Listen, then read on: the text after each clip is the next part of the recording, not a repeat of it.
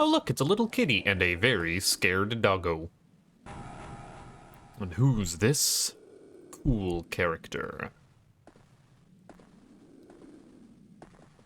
Oh dang, that's a sick ride. What's the perspective here? We're looking out. All right, so at the back of the car. Yeah, there's taillight. All right. Oh yeah.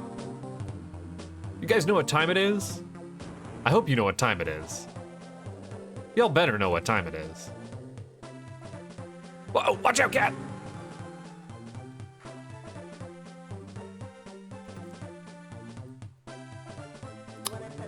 Pyramid discovered. Legendary treasure nearly found, but ancient hindered findings. Oh, well, hey, look, there. Legendary pyramid discovered in jungle. It's time to take a trip out of the city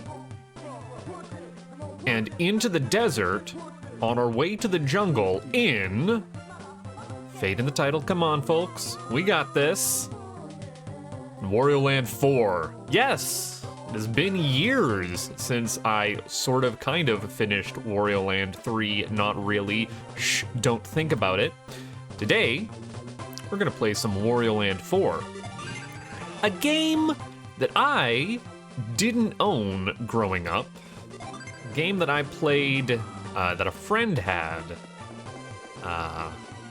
I never really got into much, so I only played it in like fits and spurts when we hung out. You know, as you do in between doing other things on the handheld consoles when you're hanging out, right? It didn't really click with me the way Wario Land 3 did. I didn't see what all the fuss was about. And unfortunately, I don't know if it holds up on Revisit. But we're gonna get into that after this little intro sequence plays. I don't know why he falls down the hole in that. Like, he jumped down with clear intent. Wario, legendary treasure hunter. The best Nintendo mascot. Oh, we're doing the entry cave. Hall of Hieroglyphs.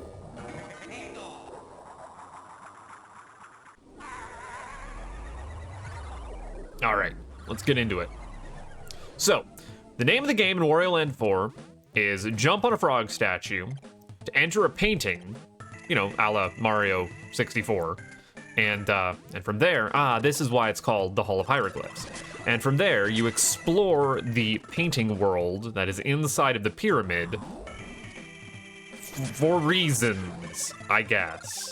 I'm sure that this game probably came with a detailed instruction manual because that was a thing that was still going on back in the Game Boy Advance days, but I did not bother to read it. Oh, you know what? I shouldn't be doing advanced techniques. I should be following the hieroglyphs. Press B, then A. You know, makes good sense.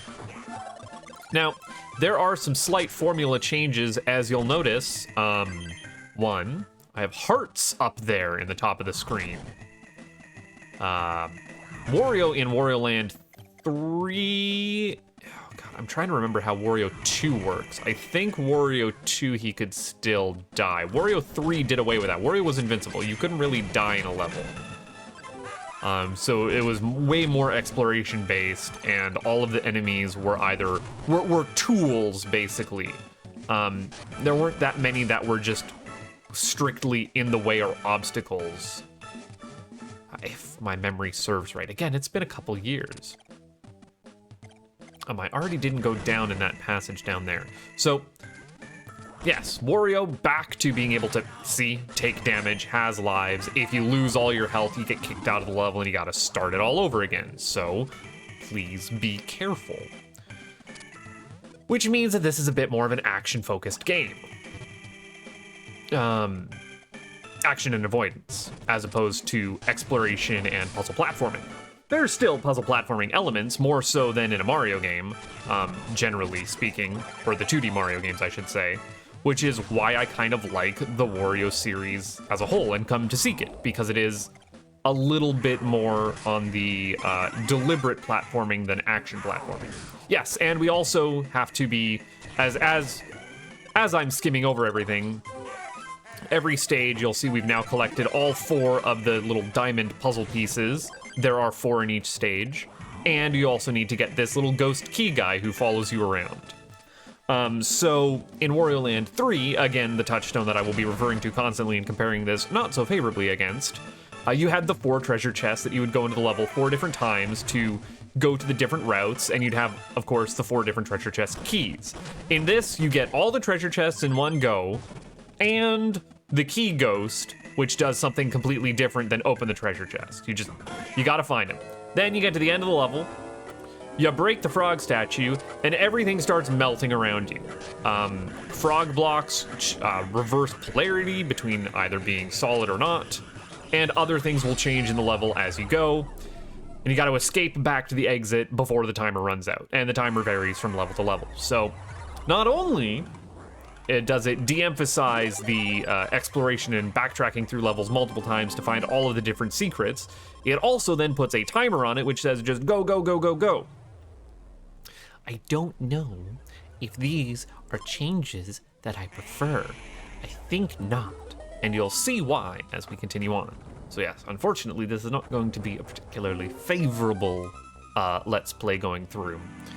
But I still think that this game is top-notch Game Boy Advance platforming. We are not going to do mini-games. Well, look, I'll show off why we're not going to do mini-games.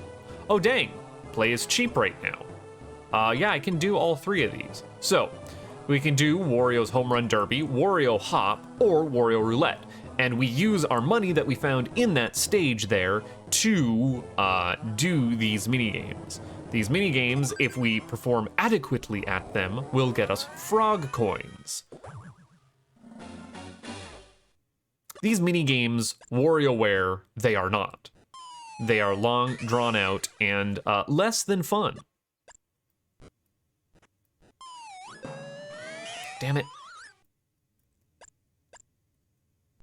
I'm sure that you can read exactly what pitch this guy is doing by how he bobs his head, which is part of the appeal of the game.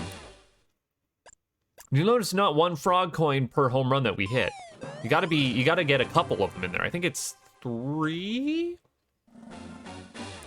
And they go slow. What do you use your frog coins for? Well, you'll find out in a minute, if we can get through this. Sorry that this is going to be a bit slower and downer of a first episode. I will try and keep this series snappy going forward. Yeah, well, all right. Not even a frog coin to our name, so wasted our time there. It's a shame, it's a crying shame. What's Wario Hop, you say?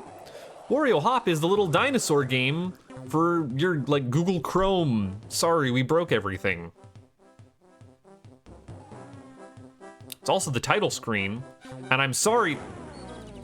Oh, I just immediately game overed because it looks like I cleared that guy, but I clipped him. Dang. I was gonna say sorry, it's also gonna look weird with the scroll that I have going on in the background, which I've spent more time than I care to admit working on. Face matching, we got derpy eyes, weird looking blushy nose, and mouth. All right, your eyes, your... I'm in a chipmunk looking mouth. All right. Frowny eyes, rat, and big smile.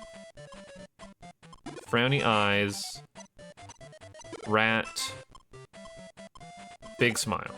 Nailed it.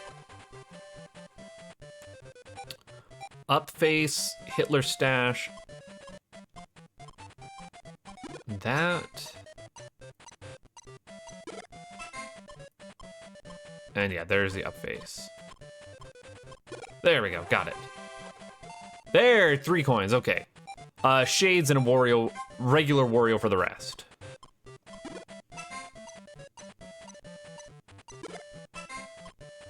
Regular Wario for the rest, there we are. Sugoi desu.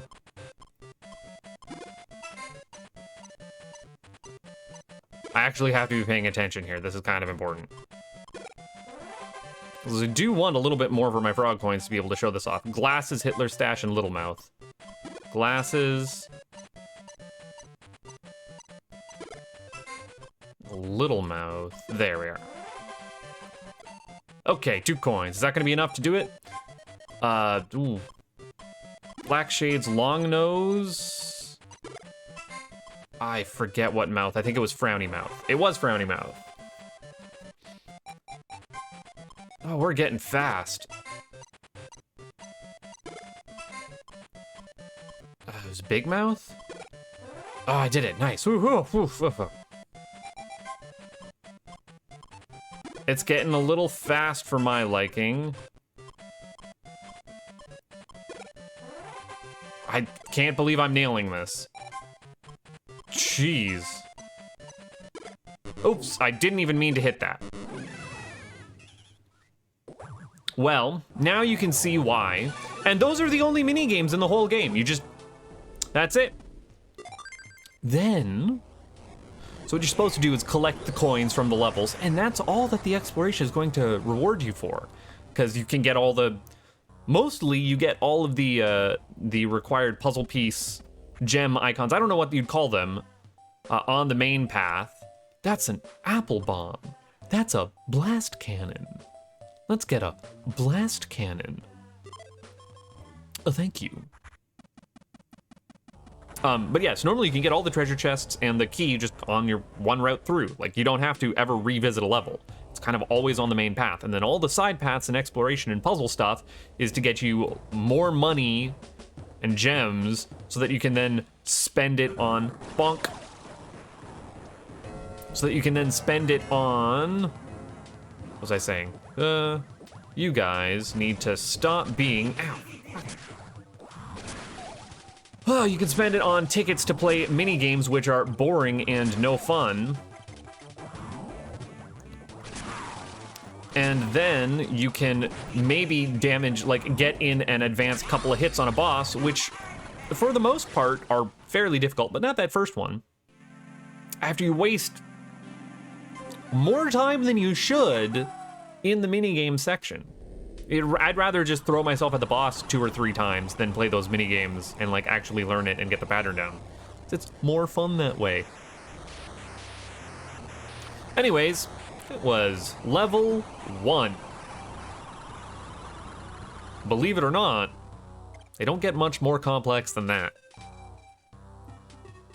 On to the Emerald Passage, which is World 1 of, yes, you heard it right here, folks. There are 4 worlds, just like in Wario Land 3. How many levels are in each? Well, each world has a CD that you can collect in it too, not in the first one. So that's a total of 12 levels. That's less than half of what was in Wario Land 3. And those levels were repurposed 4 times each. You'd have like 100 different things to do. Here, it's just do your 12 and get her over with. Grumble, grumble, grumble. Giant hardware, not much to actually say about it. Maybe the levels will be bigger and longer and more interesting. Maybe we'll have that to go for.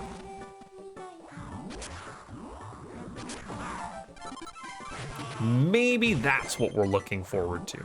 Anyways, this level is just a straight shot get from the start and go to the finish. There's really no deviation in it whatsoever. But I mean, it's your first level, right? It's your tutorial. Except we already went through a lengthy tutorial to explain how to actually do things in the levels. It's got this nice vocal question mark track in it, I guess. And we did have to go into a subworld here to get one of the treasure chests. Ah, yes, the purple pipes. We'll show off the first purple pipe. This is the professor who discovered the pyramid, as you saw in the little intro paper. These are little puzzle rooms. Usually you'll find him in here. You can't kill him. You can lose him, however, though. You dunk him in water, which they don't tell you. And you do whatever's in the puzzle room and you get a big gem. That big gem is useful because it gets you money so that you can do mini games. And oh wait, by useful for money, I meant they're completely useless. Don't bother exploring around to find the puzzle rooms. And yes, they're also invisible walls. And I blew past it because here was where the CD was. So you can get the music so you can listen to it in the music player room. Let's not forget to grab you. Let's actually turn that back up. Well, Oh yeah, I can't get up there because I don't have green on. How dare I not have green on? Does green turn on when we turn frog? Only a minute 30 to get out. Good thing we've already seen everything in the level. Nope, green does not turn on when I do that. Well, I don't know where I found my green gem. Either way, there can be nothing else in there, because if we look on our pause screen, we've got all the gems, the key, ghost, duck, and the CD. So like, why look anywhere else for anything else? Yeah, there we are. I'm gonna lose my run speed when I paused? How rude. How rude.